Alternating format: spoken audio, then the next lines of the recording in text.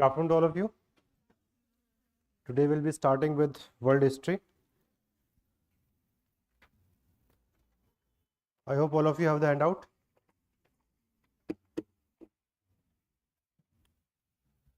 So, when we talk about modern world, it's all about the beginning of new ideas. These ideas became aligned with the phase which is known as Enlightenment. Today we'll discuss about the meaning of Enlightenment. Okay, I'll tell you that in every topic, like today when we are starting with this topic, the first thing which you should always try to understand is the definition. What is the clear meaning of the term? Second, we'll talk about the various causes. What were the factors which were responsible for the beginning of the age of Enlightenment? Third, we'll talk about its characteristics, and then later on we'll talk about certain scholars. I hope you also have the previous year questions along with you. So we'll be solving previous year question along with the topic. So you can see on page number 4 and 5. Okay, these questions are updated till 2023. Last year's means पूरा updated है, so you don't have to go for any other source for seeing any PYQ. So roughly अगर आप topic देखेंगे enlightenment का, there have been 14 questions which have been asked by UPSC over a number of years. So we'll be solving all of them.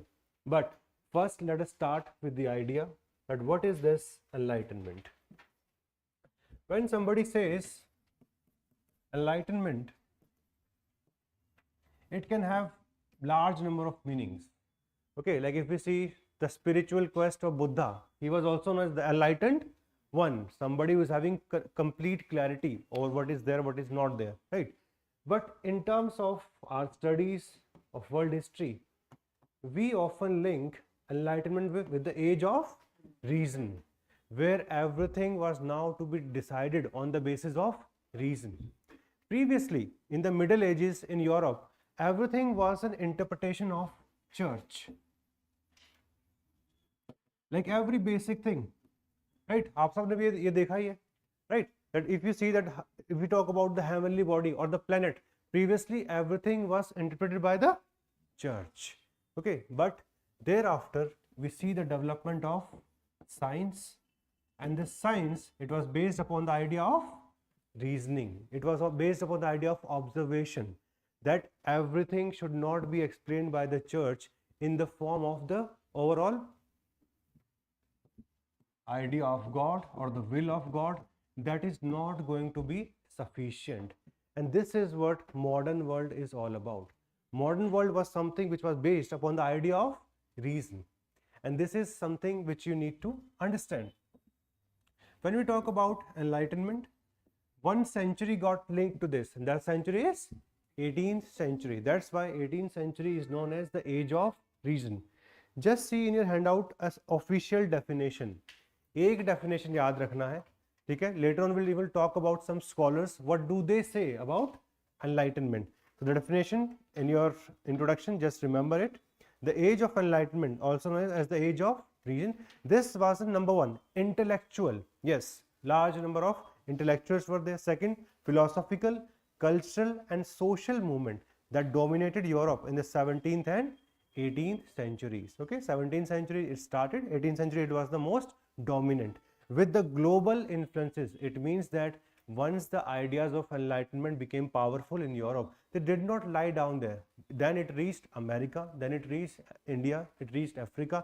So all the major countries and the continent, all of them, they absorbed the ideas of enlightenment. Not immediately, it took some time. Like in case of India, I hope all of you know, the 19th century is known as the age of enlightenment for us, because through education, the father of modern India, Raja Ram Mohan Roy, all of this is linked to enlightenment and represented a huge departure from the Middle Ages of Europe. The Middle Ages of Europe, they were under the control of only one institution, and that institution was church. And church was something who was taking care of morality. Church was taking care of each and every smaller interpretation in the world. चाहे आपको कोई disease भी होगा तो they will have some specific kind of treatment for that, right.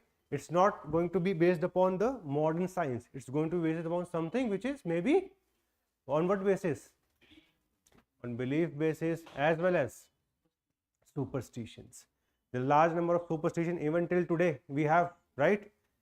In our villages, अगर छोटे बच्चों को हल्का सा भी कुछ होता है, सबसे पहले चीज क्या आती है ना? नींबू सबसे पहले आता है घर से निकलने से पहले कि कुछ ना कुछ तो हुआ होगा, right? Every all of us. So superstitions used to dominate. Today, even if we have some beliefs, the percentage of superstitions linked with religion, they have substantially declined. But before 18th century in Europe, church was the one which was the most dominant institution. All right, and that's why this enlightenment, the moment this enlightenment started, it changed the world. Why? Because it was going to change its political setup, it was going to change its economic setup, going to change its societal network, कैसे society develop होने वाली है. Science in itself was going to become the most important subject, and this is how enlightenment became prominent for the world. इसके बारे में बात करेंगे. I hope the definition part is clear to all of you. एक ही definition याद करनी है from exam perspective. Do not remember too many definitions. एक remember रखो. Just see previous year question. I'm just giving you an idea how this is going to become relevant. See question number 1. Question number 1 says enlightenment was not confined to scientific revolution but humanism and ideas of progress to which it was its inseparable constituents. Question number 2, what was enlightened about the age of enlightenment? See question number 3, the principles of enlightenment. So everywhere you see the term enlightenment, and if you have to write an introduction, तो यही 3 लाइनें जो आपके handout में शांति से वहां पे लिख दो, कुछ ज्यादा सोचने की जरूरत नहीं पड़ेगी. Is that clear to all of you? All right, so that's why definition becomes very important. So in brief, what becomes the definition of enlightenment? Please read it. ये सबसे difficult topics में से एक है, because this will involve little bit of philosophy when we'll start discussing all these principles. And philosophy का आप सबको पता है, philosophy is the one thing which is least understood, most spoken about, है ना. हम सुबह से लेकर शाम तक दुनिया को ज्ञान बांटते हैं, लेकिन we are not able to follow it ourselves, है ना. और वही पेपर में होता है, पढ़ के बहुत जाओगे, लिखते टाइम भूल जाओगे कि what is science, what is scientific ideas, कुछ याद नहीं रहता. That's why make sure you remember the exact definitions of such topics. आगे थोड़े इजी टॉपिक्स रहेंगे, लेकिन this is a topic where you have to remember exactly. So this is the age of reason which was characterised by intellectual, philosophical as well culture as well as social movement that dominated Europe in 17th and 18th century. If you can remember only till now, इतना भी बहुत है, इतना भी काफी है. आगे we are just talking about its impact, कि how it was having global influences and represented a huge departure from the Middle Ages. Now let me just give you a scenario कि what was this Middle Ages all about.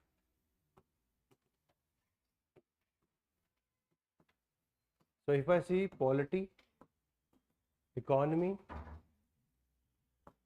society, please make a box for this, okay, so that you can understand that what was this medieval Europe. We are just talking about medieval Europe. What were the characteristics of this Europe?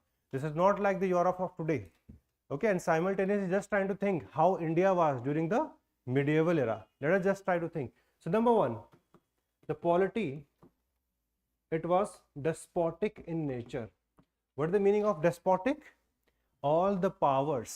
What are the powers that we have in today's democracy? है ना, कौन कौन से उसके major pillars हैं? Executive is there, then we have legislature, we have judiciary. All of them, these 3 powers, they were concentrated in the kingship. So such a form of government, it was despotic in nature. So naturally, from despotics or despotism will go towards democracy later on.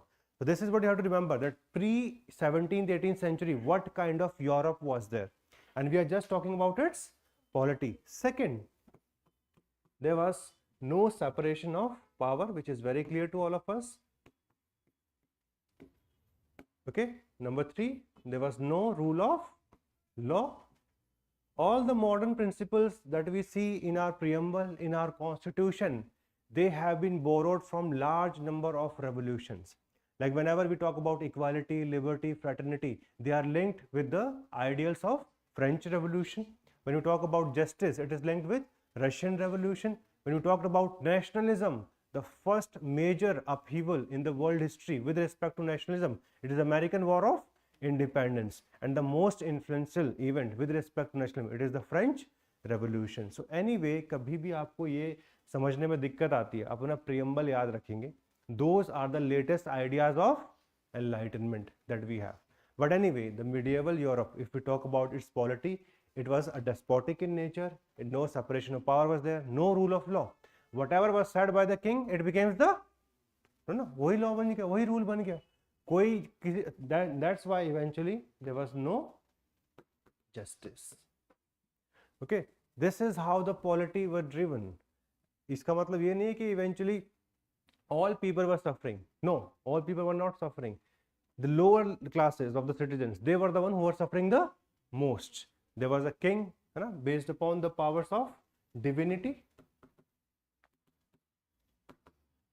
What was the justification for this despot, for a king to rule? क्या justification था? It was the divine rights given by the king or by the god. This was not about the votes which we get in the elections. So democracy को justification किस तरीके से मिलता है? Because people elect the government by themselves, by participating in the elections. But here it was purely about divine powers. It was the divinity which was directly linked with despotism. All right. Polity was of this kind. But one thing you have to remember, that in this structure, at the top we had the king or queen. Then we had the second level. They were the aristocrats.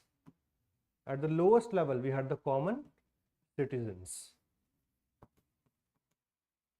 This you have to remember, because these aristocrats or bureaucrats, they were having large number of privileges. And one of the privilege was that they were controlling the central administration. Whatever administration was there, the setup, it was under the control of aristocrats. You have to remember this, because this is going to become very important when we'll talk about French Revolution later on. So, king was having all the absolute powers, and it was the pleasure of the king that he appointed certain aristocrats. These aristocrats used to wield a very important power. Okay, they used to wield a lot of power. And finally, there used to be in common citizens, and they were the one who were suffering the most.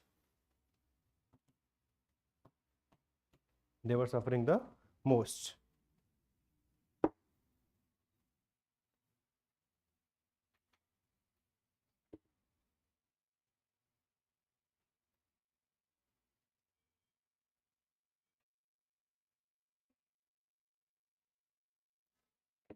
Okay, so this was the setup. This was the setup that was there. So I hope you're able to get a glimpse of how the world was. It was not like the modern principles. Today we talk about constitution. Today we talk about limited government. We talk about fundamental rights. We talk about everybody should participate in the political decisions. This is not how the world was. The Middle Ages, these Middle Ages were about despotism. They were about no separation of power. They were about no rule of law. And all these things were eventually affecting the life of common citizens like us. Then, and एक चीज और याद रखना, that when we have the king, we say subjects. And when we have the modern democracies, then we use the word citizens. Economy. This economy, it was based upon privileges. Okay, certain occupation, they were directly under the control of aristocrats. So that was number one. Second, there was no freedom of profession. Today all of us, we can profess any specific profession, जो मन में हम कर सकते हैं, right? But this was not so previously. You had to take the permission, and that's why in general when we talk about economy, we say that economy was led by the ideas of mercantilism. Mercantilism means that accumulation of gold is done by using the political power. Like you see the policies of East India Company in India. What were they doing? They were accumulating as much gold as was possible by using the political power. These ideas of mercantilism used to be very important. In fact, the East India Company was given the royal monopoly. Nobody else could trade with India directly. This was only taken away from them by 1813 and later on completely finished off by 1833. Right? So this is what mercantilism is all about, where you could not participate in the trade itself. Only the power was given to the company. Okay. So mercantilism, so economy was more or less based upon the privileges, and it was marked by no freedom of profession. It was not having any form of modern capitalism. When we talk about capitalism, I hope all of you understand what is the meaning of capitalism. It means that the factor of production, they are under the control of, yes, the capitalist class or the bourgeois class. And what are the various factors of production that we have? Land, labor, capital, and eventually we have is the entrepreneurship. Okay, these are the one which are important. And while on the other hand, when we talk about communism, communism means that there should be no private property. All the property should be under the control of state. Later on we'll discuss more about it, but just try to understand modern capitalism has not become important by the early 18th century. This is how the economy was based. Society was also based upon privileges. Okay, like the higher offices, they were having a kind of reservation for these aristocrat. Common people could not become part of higher offices. So all of us are saying we are going to become IAS, IPS. How is this possible? Because we are having a democracy. Otherwise, what happens? Everything, it is cornered by the people who are rich. And this was the situation. All the important offices, they were under the control of certain aristocrats. Plus, problem of slavery. There was no equality. The meaning of privileges itself denotes that there is no equality in the society. Okay, so these were the problems which were there linked to society. Plus, there was no fraternity also.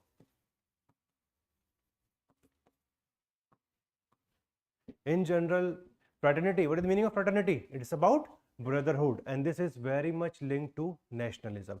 So, हम सब भारतीय हैं, all of us are Indians, and that's a common denomination which ensures fraternity among us, that we should not fight against each other. And since the idea of nationalism itself was very weak at that point of time, wars and battles used to be very frequent, and this is something which affected the state of society. Finally, when we talk about religion, religion used to dominate public life. Okay, it used to dominate the public life. It means in general we were having no secularism. Secularism was absent. Okay, plus very important, superstitions. Superstitions were something which were affecting the state of religion. Religion was not positive in nature. Positive religion means when it talks about spirituality, when we talk about the positives which are linked, or the message of the various prophets or the various rishis which are important in the case of religion. Like when we talk about Christianity, when we talk about Islam, it's about the good messages which are given by the prophet and the Christ. Those messages were forgotten, but the major focus at this point of time, it was only about the self-serving nature of the institution, that it was trying to remain dominant. It used to also have taxes. I hope all of you know about our constitution, that the state cannot collect any kind of taxes for the promotion of any religion. But in Europe, there used to be a tradition where around, and this tax was known as tithe. It was known as tithe, and this was collected by the church. Okay, even a large part of the land itself was under the control of church in France. So church was a very dominant kind of institution. All your personal beliefs should be in consonance with the ideas of church, otherwise you may be penalized. If you will talk about science, you may be executed. Okay, this was the situation. Copernicus, there is a very famous example of Copernicus. Copernicus says the earth is revolving around the sun. Okay, Mana knew. Church said, take it back. You know? Don't say such things which are not justified by our God. But he said, no, scientifically you are Wrong. The person was burnt alive. है ना? This was the situation of the religion. That's why a major upheaval was required. Can you see these various institutions? Political, economical, social, as well as religious institution. All of them, they were backward in nature. As a result of this, we see rise of, number one, a scientific revolution.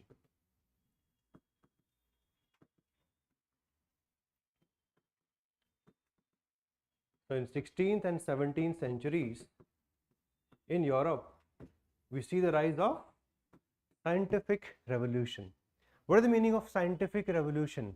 Where we try to find the answers by identifying the basic principles of science rather than always looking towards the God.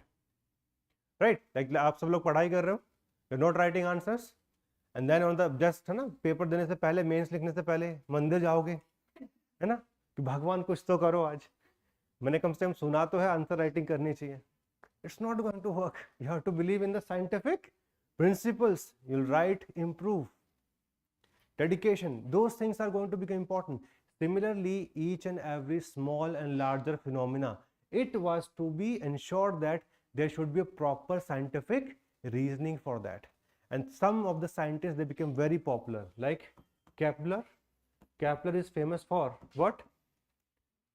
Law of planetary motions. थोड़ा बहुत science wines याद रखना पड़ेगा इस topic के लिए, है ना, ये सब पढ़ा हुआ है हम लोगों ने.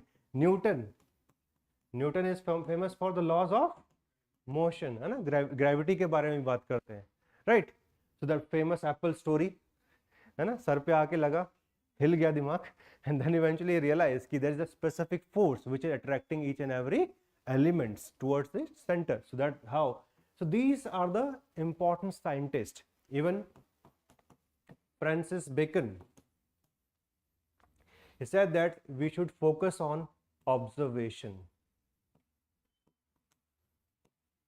Okay, so such scientific principles became very important or famous in Europe in 16th and 17th century. And इस चीज को हमेशा ध्यान रखो, जहाँ पे सबसे ज्यादा प्रॉब्लम्स होंगे ना, लास्ट में सबसे ज्यादा रिफॉर्म्स वहीं पे पिकअप होते हैं. And this was the situation in Europe. It was a bit too much under the influence of religion. While if we see India, India was relatively liberal at the same point of time. Like if we talk about the rule of Akbar, if we see his rule, it was completely liberal in nature. All right. So science was something which was, yes, it was developing in our areas also, but it was not having as much thrust as it was in the states of Europe. And that is something which you have to remember. The scientific revolution played a very important role in the rise of the era of Enlightenment. Why? Because the thinking, the scientific thinking was the one which was responsible for the emergence of new ideas. The emergence of new ideas in the realm of polity, in the realm of economy, in the realm of society, and naturally with respect to religion itself. Like these people asked, okay, political scientists, one of the famous political scientists became John Locke. John Locke questioned this idea of despotic power. He said the overall state, when we talk about state, it has signed a social contract with the society. कि ऐसा तो है नहीं कि without the overall approval of the society you can rule us as long as you wish to, and that too without the proper development of our area. So that's why these people started questioning the form of polity which was there. Then we see the rise of the idea of republic. Okay, what is republic all about? That the highest civilian of the country, the person should be elected in nature. So idea of republic came in. In economy, we see the humble beginnings of capitalism, freedom of profession. In society, we talked about equality, liberty, fraternity. Religion, we talked about secularism. All these ideas emerged because we had seen the rise of scientific revolution. They were, yeah, we'll talk about that also. Okay, so women in general, patriarchal societies were there, and then even till now, when we're talking about 18th century, it's not like the 21st century is a tremendous kind of improvement, right? Even today we talk about women empowerment, but naturally at that point of time they were not given any kind of major work, right? work used to be the responsibility of the men, the outside work, and there was a complete division of labor with respect to that. We'll talk about it when we'll talk about the negatives of enlightenment. तो एक negative यही आएगा. It did not deal with the women issues. Okay, they only talked about from the point of view of men. Did not think about from the point of view of women. So that will be a criticism of enlightenment later on. But anyway, scientific revolution was driving Europe in 16th and 17th century. Large number of scientists participated in this, famous like Kepler, Newton, Francis Bacon. And what did they talk about? That everything should be in the terms of rationality. We should have certain principles, right? We should think, and then only we should come to a conclusion. It should not that we create our stories about gods, goddesses, etc. And on the basis of that, what do? We justify. And that was a big limitation of the previous religion, because religion was dominating everything. So one of the reasons for the rise of enlightenment, it was scientific revolution. Okay, we'll discuss from the handout also. I'm just giving you a brief overview. Second, a major reason for its rise, it was the era of imperialism and colonialism. Starting from 15th century, we see rise of imperial powers like Portugal, Spain, and side by side, we also see rise of a cultural movement which is known as Renaissance. So Renaissance it's about revival. It was about the revival of ancient culture. This ancient culture belongs to Romans and Greek people. All of us are aware about Plato, Aristotle, these famous beings. So what they were trying to do, they were trying to revive that kind of a culture, which was based upon reasoning, which was based upon forward-looking ideas. Like in 19th century, Swami Dayananda Saraswati said, go back to Vedas. So it was identify the ideas, the ideas of rationality within Vedas itself, how a society should be built. So this movement also became prominent. Imperialism and colonialism, these powers, they went to continent like Asia, Latin America. They went to various continents, these Europeans, and they learned about various cultures. And from these cultures, they must have learned something which was also going to be important for the rise of enlightenment in Europe. Like you must have seen, there were various holy person from Europe.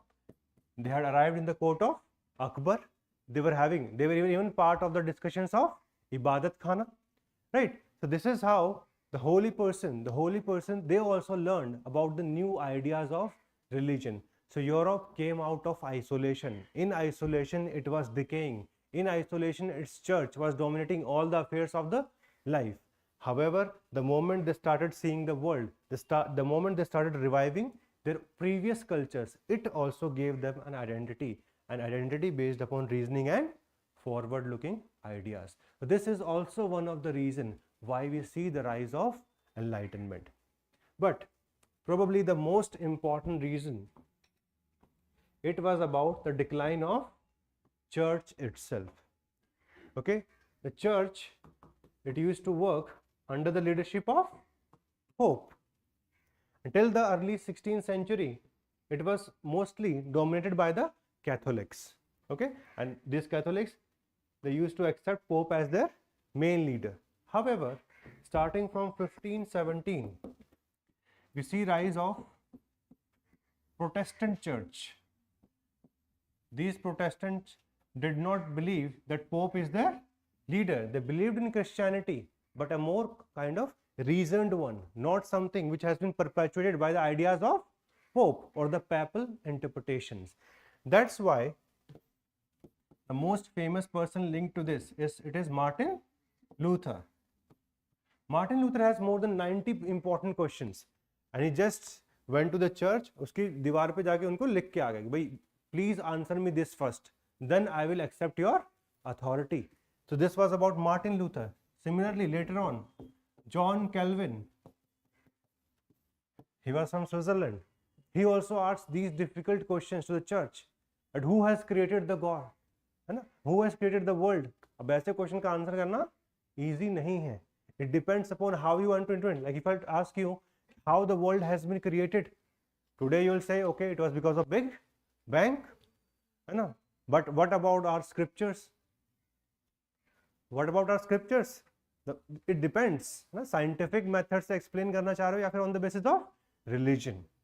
So these Protestants, they started asking questions, and as a result of this happens the fourth important part, that is the fight between kings. Some kings, they were followers of Catholic.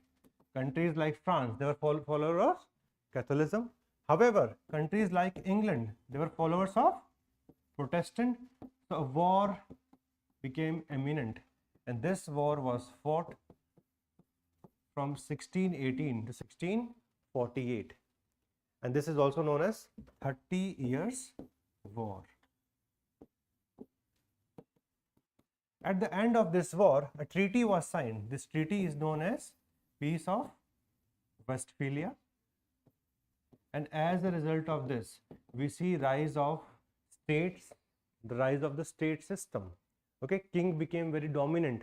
Now they thought about secularization of the public life, and this was also accepted to some extent by the Pope.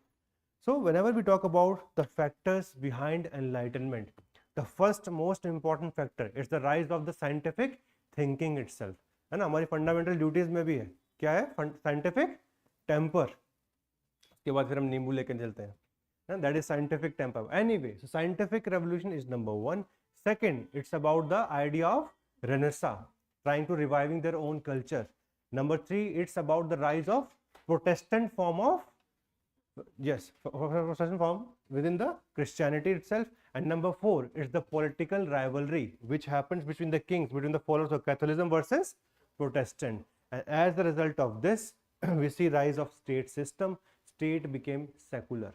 Now the individual kings, the king may be from England, the king may be from Germany, the king may be from France, they said the public life should be secular. So that the influence of the church declined very rapidly by after 1648. So by 18th century, free space started emerging. People could think, they are not going to be targeted just because they are talking rationally from this time onwards. And as a result of this, we see rise of the ideas of Enlightenment. So please try to understand this. UPSC has asked question twice. See your question number one. Question number one, this has come in 2023 itself. Okay. Question number one. Enlightenment was not confined to scientific revolution alone, but humanism and idea of progress were its inseparable constituents examined. So in the first part, what do we have to talk about? We have to talk about scientific revolution. What was this scientific revolution all about? See question number 3. The principles of Enlightenment were in some ways the continuation of the discoveries and theories of scientific revolution. So again and again UPSC is asking question on the causes, okay, which were responsible for the rise of Enlightenment. है ना, तो Enlightenment का एक factor क्या बन जाता है? Scientific revolution itself. Please try to understand, there could be two types of thinking. One is the scientific thinking, other could be the religious thinking. In today's time, we have tried to create a unison कि दोनों थोड़ा सा mixed approach, है ना? Mixed approach is more important in today's world, right? बिल्कुल, because you must have seen the famous incident which happened a few months back in Uttarakhand. Tunnel collapsed. Tunnel collapsed. So the engineer who was responsible for that, eventually they went for that rat hole mining method. Once they were able to evacuate these people, there was a very small temple, and that person went there and prayed, "Thank you so much." This is something which is the modern way of living, where we show our gratitude, but at the same time we are just not folding our hands and just praying without doing anything. There is no action from our own side. We are aware about the scientific principles, how to evacuate, but at the same time we require faith, because sometimes even after knowing these things, things do not work. Is that clear?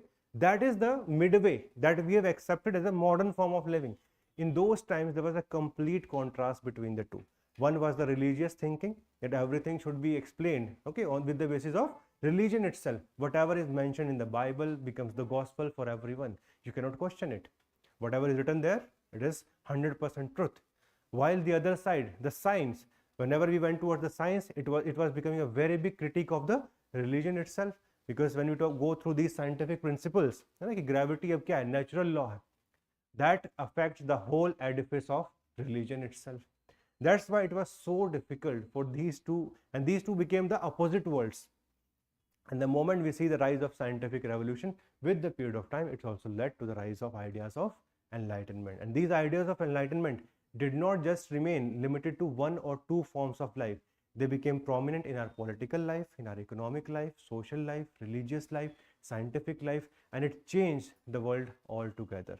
Whenever we read about modern India, the first thing which affected it is the ideas of enlightenment. It was the British people who came along with these ideas, and that's how India also started becoming modernized with the period of time. That's why this topic is very, very important. Every year you will get a question from here. So I hope by now two things are clear to all of you. What is the meaning of enlightenment? And second, what are the four prominent reasons for the rise of enlightenment? इतना समझ में आ गया? What was the characteristic of the Middle Ages in Europe? I hope that is also clear. What kind of political life was there? Social, economic, as well as the religious life was there, and how it was affecting the life in those times. So these three things we have discussed so far, and you have to understand them. Let us now see the handout and we'll cover it through that.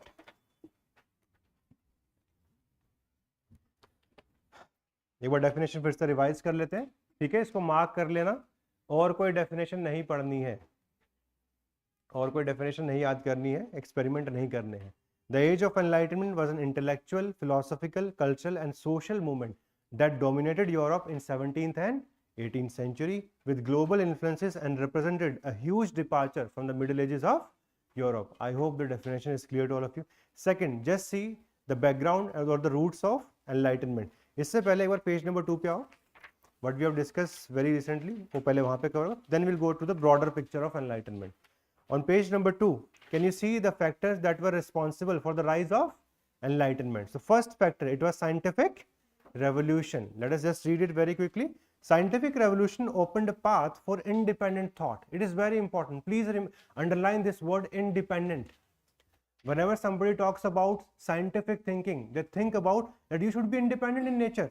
Should not be everything should be told to you by somebody else. It should be independent thought. And in which all fields it was dominant? Mathematics.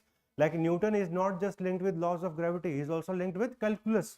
He is also linked with mathematics. I hope all of you are aware about it. Astronomy, you know, that when Kepler was saying the law of the planetary motion, he was able to understand how the world is revolving. Physics, politics. Why politics? Like John Locke. John Locke talked about the theory of or the social contract. How is society governed? It depends upon a contract. It's not like that you are having divine power, and that was a very big change with respect to divine origin theory, because since ancient ages Kings ने हमें बोला कि हमें तो भगवान ने भेजा, हम सब लोगों ने मान लिया. ये बोला चलो ठीक है, fine. But the questioning with respect to this coming from this political scientist, economics, philosophy and even medicine. Medicine is very, very important. Please understand it. The moment you will have any kind of smallest of the disease, okay, that's the time when you're most vulnerable. And if you do not have these modern sciences in terms of medicine, it's so difficult to separate the God, right? Because for every small thing you'll rush towards the hakim. You'll run towards that. But ठीक है, भगवान ही बचाएंगे अब तो. That's why the rise of these modern sciences, medicine, was very, very important. Because previously what was happening, for every small thing you have to go to the church, okay, and they will take care कि क्या होगा क्या नहीं होगा. Okay, they use holy water, person will become, and they will rise all of a sudden. So all those kinds of superstitions were there, and to break superstition, the most important thing is your human health can be understood independently, irrespective of what is happening in the church. And this was very important. In biology, all of us read about what is a cell, etc. All those basic things. Who were linked to them? This was this. And were drastically updated and expanded. During the scientific revolution, European thinkers questioned dogmatic and irrational scientific beliefs established and maintained by the church. Some examples are given here, like Francis Bacon, with his inductive method, stressed on observation and reasoning as the means for coming to general conclusions. Second, Newton was also prepared ground for enlightenment through his findings of natural laws. Natural laws means laws which are sustaining our universe. Okay, laws which are sustaining our universe. This is how the world is working. Like gravity is something which is not just on earth, gravity is also between the planetary motion, है ना, वो भी उसकी basis पे चलता है. Next, exploration and imperialism. So changes were taking place in Europe as they came in contact with America, Africa as well as Asia, and as these explorers turned from across the world with stories of people, culture, different lifestyle and beliefs, this new world perspective also brought Enlightenment era thinkers with inspiration and impetus for change. But this is very, very important point number 2. Number 3, as we have discussed, declining influence of church. It was very important because church was the most strongest institution which we were having during the Middle Ages. And if we have to reduce its influence, we require certain questions should be posed to it. And at this point of time, Protestant, they posed the question to the Catholic Church. So please see, the questioning of religion itself created a bit of tension led by the Protestant Reformation, which split the Catholic Church and opened new territory for the theological debate. The Catholic Church at this time was famously corrupt, and they used to rule using intimidation, fear, false knowledge, and was violently intolerant toward dissenters and heretics. Heretics means non-believers. Those who do not believe in what church is saying, they are known as heretic. Like in this case, Copernicus, he was treated as a heretic. So since it's a non-believer, the person should be executed. I hope many of you would have heard about the law of blasphemy. Blasphemy means if you somehow, in any way, you're disrespecting the religion, then you can be executed. This even though it should not be in the modern state, but some states have this. Pakistan mein, you do not have the right to criticize God. In India, we criticize the gods. Some politics will happen over this and we'll say no, this, then that. Go to Pakistan, no politics will happen, only you will go away. No politics will be there, you know, over God, because blasphemy is acceptable principle there. This is just like that. But if you criticize religion, eventually your life is done. Now go and ask for mercy in the heaven. That is exactly how it used to work. Next, so the enlightened philosophers came along praising liberty, self-empowerment, and people found willing ears. People started listening because they also realized that this is going on for thousands of years and how we have to change. And that change came when people like Martin Luther, John Calvin, they started asking the right kind of question which could be appreciated by the people. देखो हर age में कुछ questions होते हैं. Like 20th century was all about why war should not be fought, है ना? Why war should not be fought? वो किसी तरीके से हमने सीखा है. Because we all say we are civilized, this and that, but 2 world wars. Who fought those world wars? Right? It was the humans. है ना? It was the humans. 21st century, we are somehow saying that we should be liberal. है ना? Women and men should have equal kind of status. This is the biggest question of this age. So every age had its question. Similarly, the 18th century, 17th century, it was about God versus science. All right, that is very important. And last point, as we have already seen, another major change, it was about the questioning of justness of absolute monarchy. Why? Because in this 30-year war, which was fought from 1618 to 48, many people died. Soldiers died on large scale. So they asked about, is this institution of warfare just enough? Why should we include ourselves in the war all the time? Okay, and that too over religious questions. This was a war over religious question. So people started asking the church itself, they started asking about the monarchy itself. So as a result of this, we see rise of completely new ideas, and these ideas came to be known as the ideas of Enlightenment. Enlightenment is not about one philosopher. It's about a set of different philosophers who came from different background and then eventually contributed to the ideas of Enlightenment. Let us just briefly discuss about those people, okay, who are responsible for these various ideas. Like when we talk about political ideas,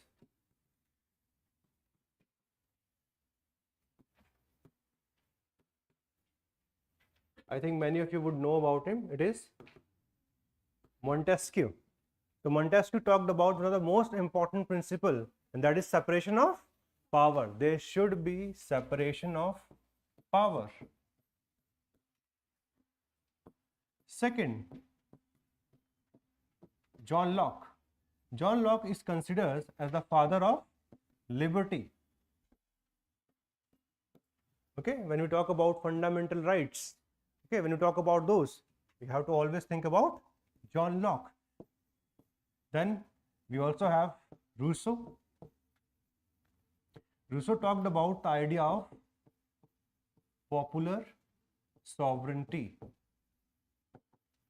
Popular sovereignty is nothing but, it means democracy, that we should have democracy. What is the definition of democracy? Government of the people, by the people, for the people. सबसे आसान तरीका है Abraham Lincoln, right? This is what democracy is all about, where people govern themselves through the elected intermediaries. So these ideas, these are the ideas of enlightenment in the political life. Please remember it. It's not like कि एक तरीके से अलग से आया. This was all just about many people were rising up with their thoughts in political ideas, with respect to economic ideas, social ideas, and overall we use the word enlightenment. This word enlightenment itself was used by Emanuel Kant in 1784. He just printed this pamphlet, and the question was, what is enlightenment? And this was published in 1784. So that's how all these philosophers eventually were merged under one umbrella term, and that term is enlightenment. ऐसा जैसा कुछ नहीं था कि भाई people used to write enlightenment at the top, फिर अपना ideas शुरू करते थे, ऐसा कुछ नहीं था. They came out with their ideas in different forms, and when eventually the people like Emanuel Kant could see the trend of the whole of 18th century, they used the word enlightenment, and you can even use this in your introduction. Okay, that the word enlightenment was used by Emanuel Kant in the pamphlet which was published by him in 1784. And he also defined it. He also defined the meaning of enlightenment. एक तो हमने समझ लिया through definition. Just see your previous year question. UPSC कभी कभार direct वही पूछती है जो किसी ने कमेंट किया है. So in your world history, comments are going to be very important, right? You see this question number 13. Can you see this statement? Question number 13, page number 4. It says that for Kant, enlightenment is mankind's final coming of age, the emancipation of human consciousness from an immature state of ignorance and error. This is the definition which was given by Immanuel Kant. He says that enlightenment, let me just make it easy for you to understand, it's the mankind's final coming of age. Why final coming of age? Because previously mankind, it was mostly been governed by the institutions only. It was governed by the polity. जो उन्होंने कहा कि भाई ठीक है, we are having the divine right, we accepted. If religion says that everything is going to happen as per the Bible or as per the holy books, we accepted it. So we did not pay too much attention towards those things. We were not having individualistic thinking, and that's why this was the final coming of the age, when we stopped accepting with our closed eyes. We have to see the efficacy of each and every institution. Second point which you have to understand, the emancipation of human consciousness from an immature state of ignorance and error, where we were accepting, like we have just discussed the Middle Ages, the polity, economy, society, religion, we just accepted each and every form of problems and we just moved on with our lives. We never tried to change them, but then when we tried to change them, it eventually became enlightenment. Okay, so this is what he's talked about, and that's why he says have self-confidence. It was Immanuel Kant who said have self-confidence and use your own mental faculty. अपना दिमाग use करना start करो. You do not have to accept which is said by somebody else. You know, eventually those people who feel hurt too much, उनमें क्या होता है, वो दिल पे बड़ी जल्दी ले लेते हैं. उन्होंने बोल दिया, ठीक है, right?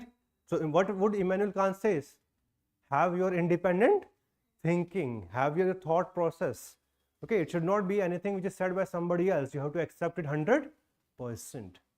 This is the idea of enlightenment as per Immanuel Kant. When he talks about that, it is about the maturity of humankind. That humankind has now become completely mature. They can now have a process through which humanity can derive its long-term freedom. Like today, if you see, today we have more freedom or less freedom than the 18th century? More freedom, right? We have more freedom. Not in terms of कि भाई मैं तो राजा हुआ करता था. So I was having everything under my control. From the point of view of the local people, from the point of view of citizens, yes, we are having more freedom. Previously, everything was under the control of the king, church. Okay, so religion as well as the political life, they were very dominating. Today we just, yes, we say that we are ठीक है. Level of democracy is different in different parts of the world, but however, we are having more freedom today to live. And how has this happened? Because we have defined laws. अगर laws defined नहीं होंगे तो ये कुछ नहीं रहने वाला. Eventually the problem will continue. Alright, so this is about the definition of enlightenment. We have now discussed what are the factors which are responsible for the enlightenment. Now let us go towards the fundamental features. What were the main features? Okay, what were the main features? Come back to page number 1. What were the main features of enlightenment? So what was the number 1 feature? It was the feature of rationalism. It is very, very important. Please remember them. The most salient feature, okay, it was based upon scientific and intellectual revolution. It focused on man's ability to reason, to look past the tradition and convention that had dominated Europe in the past, and to make decision by himself based upon rationality as well as empiricism. Empiricism means evidence. There should be facts, there should be data. Like when we talk about public policy should be made on the basis of data. Like just one example, all of us know about this Beti Bachao Beti Padhao. This scheme is more required in North India, not in Kerala, right? Why? Because we have certain different kind nature of society. Their women are more empowered, right? The sex ratio is on the higher side. But if we see Haryana, if we see Punjab, these are the states which require more steps are required in these states to safeguard the girl child. That's why empiricism becomes very, very important. कि evidence के basis पे सब कुछ होना चाहिए, right? Like in science we say there is theory and then there is practical. I hope many of you would have at least had done some practical. ना कि हाँ चलो ठीक है दोनों केमिकल हैं मिक्स करते हैं ये ना कौन सी गैस निकलेगी लेट अस जस्ट चेक है ना किस तरीके की बॉन्डिंग होती है हम भी चेक करते हैं कार्बन क्या करता है ऐसा. Anyways, that is all on the basis of empiricism. Like हम लोगों ने तो मैक्सिमम ने ऐसे ही एक्सेप्ट कर लिया कार्बन है, ठीक है, हमें फर्क नहीं पड़ता है ना, राइट? जो लोग आर्ट्स बैकग्राउंड से हैं कितना कार्बन के बारे में जानते हो, साइंस से हो तो भी कितना जानते हो यार. We have accepted majority of these thing, but these scientists have proved time after time how it works. So if you take interest in that, you can easily verify it, right? So that is why the first major principle of enlightenment, it is about reasoning, and everything should be on the basis of this. Second, natural laws. It was important. It was not about the laws of propounded in our Bible. That is not going to work. We have to look towards, like it represented scientific approach instead of supernatural theological thought.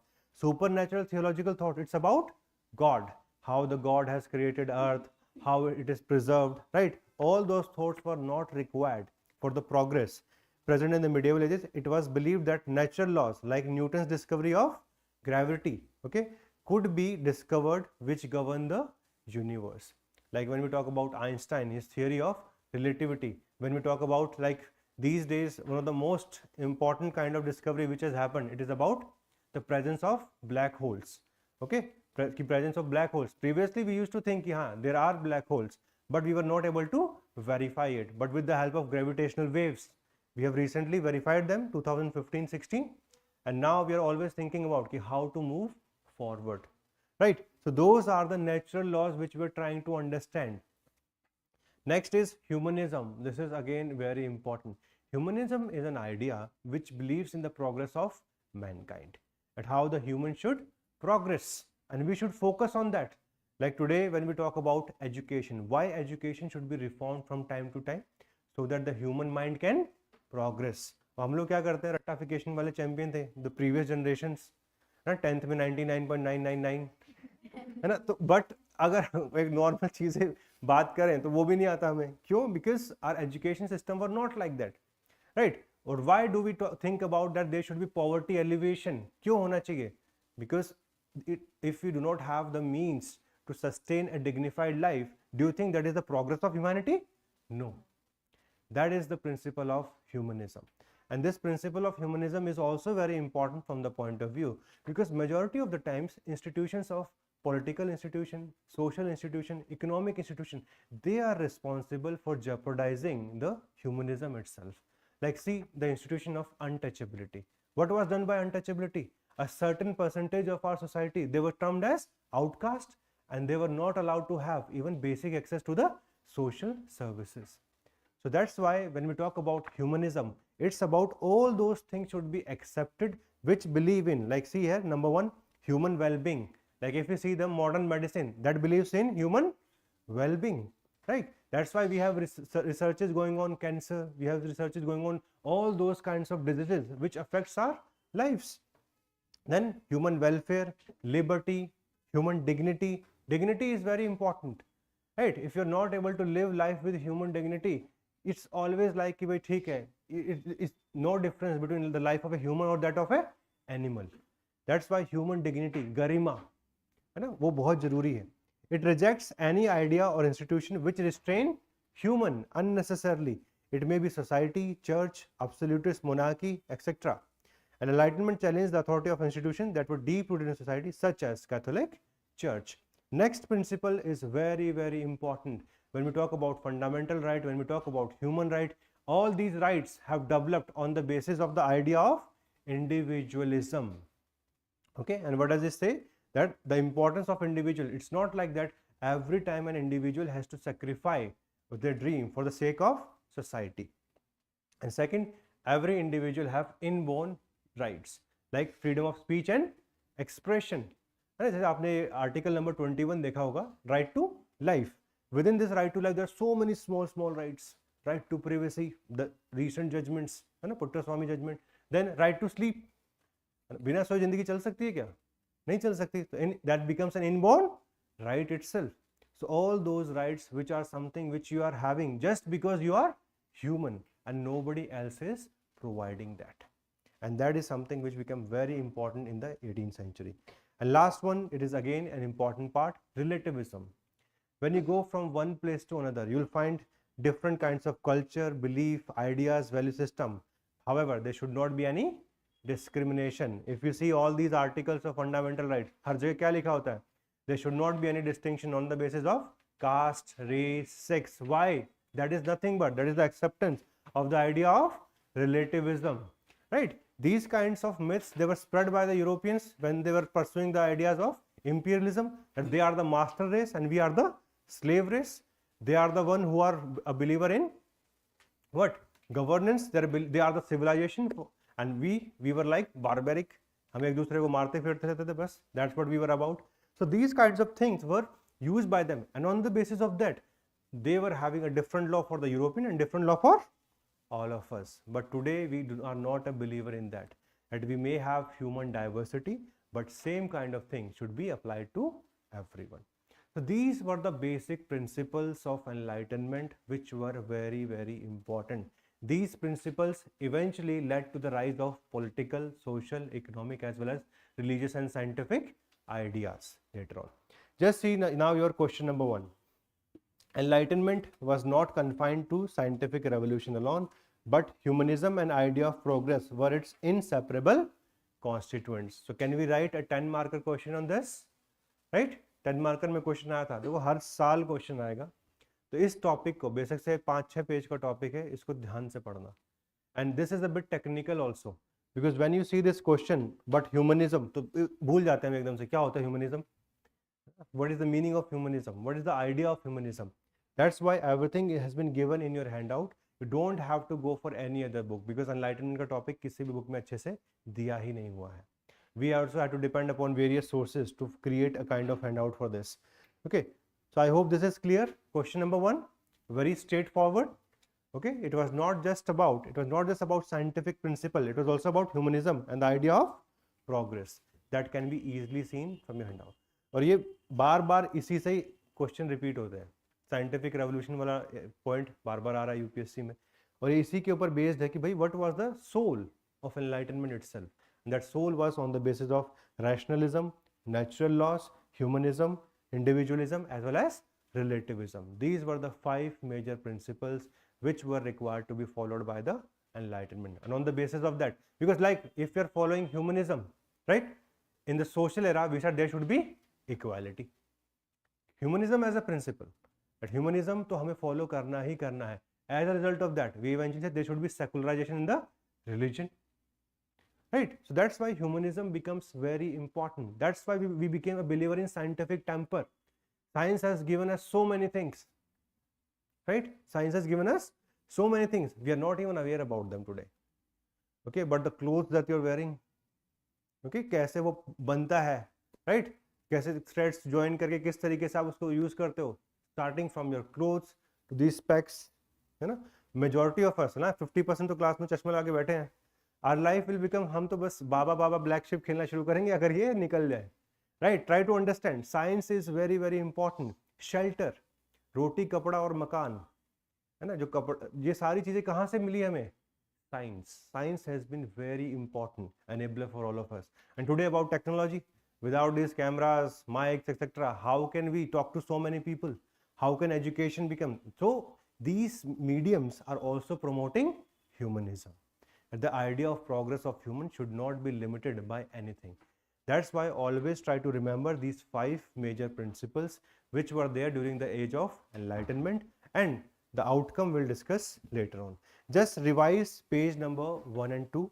Read question number 1 and 3 from your PYQ. Then we will move forward.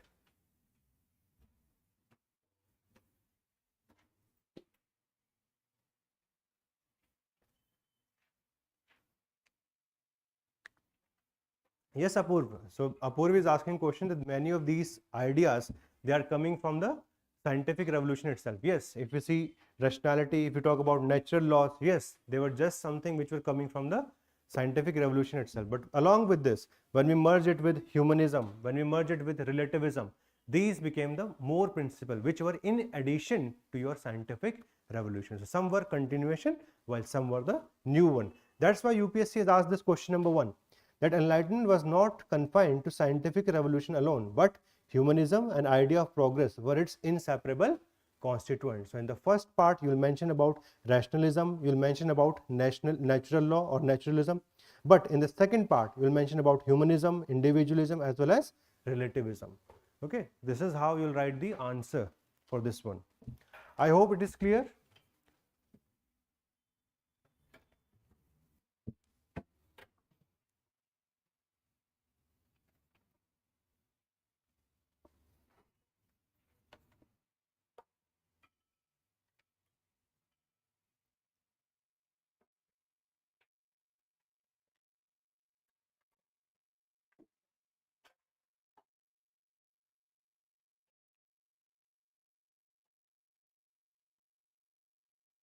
Just revise page number 1 and 2.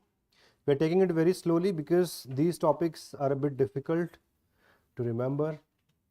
Consume करने में भी time लगता है इनको.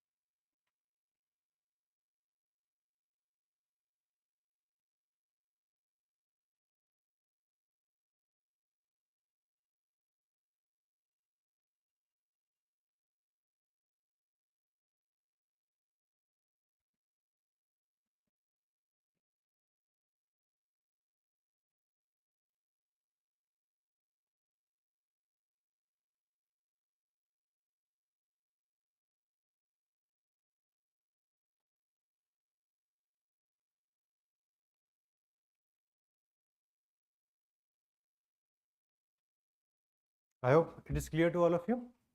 Now, there is a question which is always asked. What is enlightened about the age of enlightenment? See this question number 2 and also read question number 14. These two are more or less same. Question number 2 says, what was enlightened about the age of enlightenment? And question number 14, that he was living in the age of enlightenment, Voltaire. The age itself was not enlightened. So this is the comment which comes from Emanuel Kant. So all of you need to understand a fine difference between the ideas of enlightenment and the practice. देखो इन दोनों में बहुत difference होता है. Idea हम सबके पास अच्छे हैं, honesty is the best policy, but how much honest we are with ourself, with others, all of us know about it. So ideas हमारे पास बहुत अच्छे अच्छे हैं, राइट. 8 घंटे पढ़ना चाहिए, 12 घंटे पढ़ना चाहिए, वीकेंड पे कुछ नहीं करेंगे, सिर्फ पढ़ाई करेंगे, फिर एकदम से मनाता है सैटरडे को, यार कल तो संडे है ना, वी शुड टेक, है ना, जिएंगे क्या, जिंदगी ना मिलेगी दोबारा. So ideas and practice, there is a lot of difference in this. The same was witnessed in 18th century. We were having modern looking ideas like in ideas of polity. Okay, but there was hardly few countries which were able to orchestrate a political setup on the basis of these ideas. Like America. America was one of the most important nation, the first country to have a written constitution. Okay, it was then eventually followed by France. However, these ideas were only prominent in these countries only. All right, that is what you need to understand, that ideas, yes, they emerged. Political ideas, social, economic, cultural, all ideas emerged. However, they could not translate into practice in each and every country. This was the something which was very important to understand, the fine differentiation between these. First, we had discussed about the political. I hope the political ideas are clear to all of you. What are the ideas? Montesquieu talked about separation of power, that these three functions, okay, of executive, legislature, and that of judiciary should be used or should be empowered to different authorities. Second, John Locke talks about liberty, that state should increase the liberty of individual. It should not that it trample upon dissent, it tramples upon their human dignity. And finally, Rousseau, who changed the overall concept itself. He said that there should be popular sovereignty. Okay, if a government is not going to be on the basis of the will of the citizens, then the citizens can overthrow such a government. That eventually became popular sovereignty. Like today, we are not a believer in taking or wresting power, okay, from the government. We wait till elections, 5 years, and then eventually, if we are not satisfied with the performance, then we can change the government itself. That is something which is known as popular sovereignty. In terms of social ideas,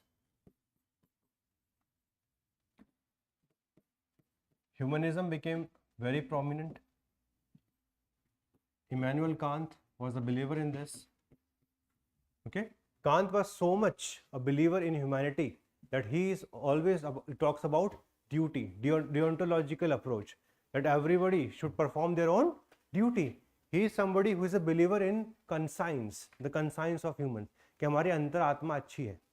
Okay, हम सब क्या है, अच्छे लोग हैं. Somebody else are fighting world wars. So he was somebody who was a believer in humanism. Then the idea of equality. This idea was put forward by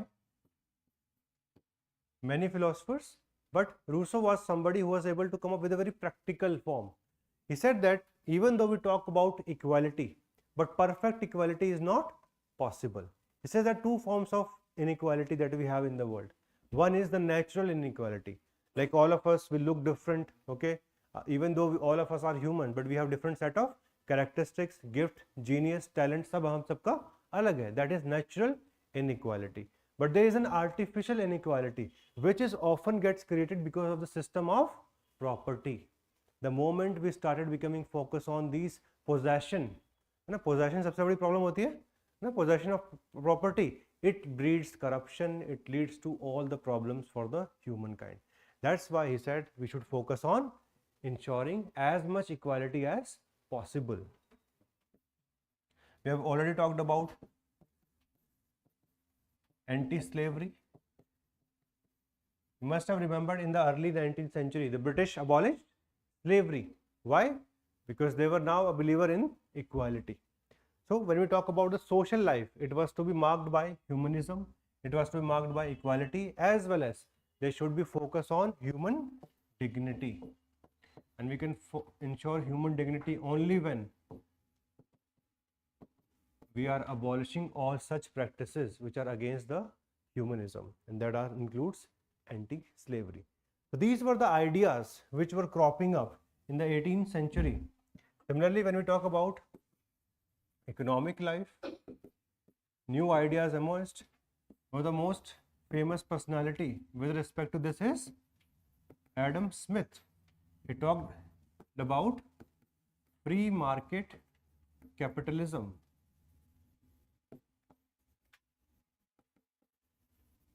Free market capitalism, it believes in what? That minimum restraint should be followed by the government. The forces of demand and supply should decide what should be produced and how it should be produced. And this is going to ensure innovation in the production process. That's why a new form of economy was thought by Adam Smith. It became very prominent. Then we also see disapproval of controlling the professions of humans. So there should be freedom to profession. No specific institution should make sure that what you should do in your life. Like today all of us know कि भाई ठीक है जो मन में चाहे हम कर सकते हैं. Depending upon education system में marks, competition, seats कितनी हैं, वो सब तो रहेंगे riders. हम पढ़ सकते हैं, but this is something which was allowed. So these were two very important ones, how the economy should be and what freedom should be given to the humans with respect to their professions. With respect to religion, important changes were thought after. Like number one, we have to follow the idea of secularism, that religion should remain a private practice. It should remain a private practice. It should not dominate state. Second, religion in itself should be scientific. It should not promote superstitions. Religion should not promote superstitions. And this was emphasized by Voltaire. Okay. You can even mention in the social principle freedom of speech and expression. Freedom of speech and expression was also important with respect to society, and again it was linked to Voltaire. Voltaire has a very famous quote. He said that I may not agree with you. I may not agree with you, but I will defend your right to say it till I am alive. So it means that whatever you wish to express, you can express. It doesn't require my approval for that purpose, or I should accept your idea. And that is something which is the cornerstone of freedom of speech and expression. And that was also prominent, right? Then we also see rise of scientific mentality, where the focus shifted towards rationalism, focus shifted towards empiricism, deduction,